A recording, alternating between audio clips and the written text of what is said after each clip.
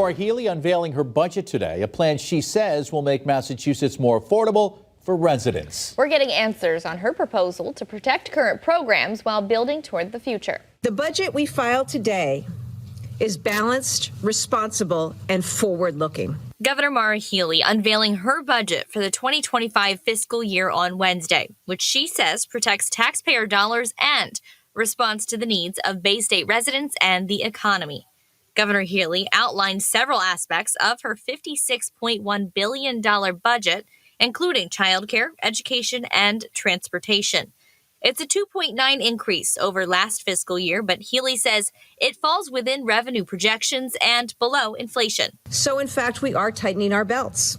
This budget preserves many programs already underway, like free breakfast and lunch for students and the new community college funding. It preserves no-cost community college for students 25 and older through Mass Reconnect, which will strengthen our workforce and is something our employers are counting on.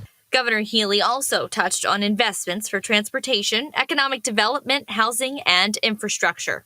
Some highlights include $80 million for Mass Grant Plus and FY24 financial aid expansion, $588 million for Mass DOT operations, including highways, RMV, rail, transit, and aeronautics, $219 million to increase the rental voucher program, and $325 million for the Emergency Assistance Family Shelter Program.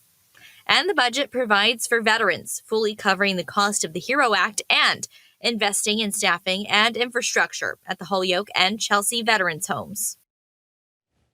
The governor also filed an executive order creating a transportation funding task force to make recommendations for long-term sustainable transportation.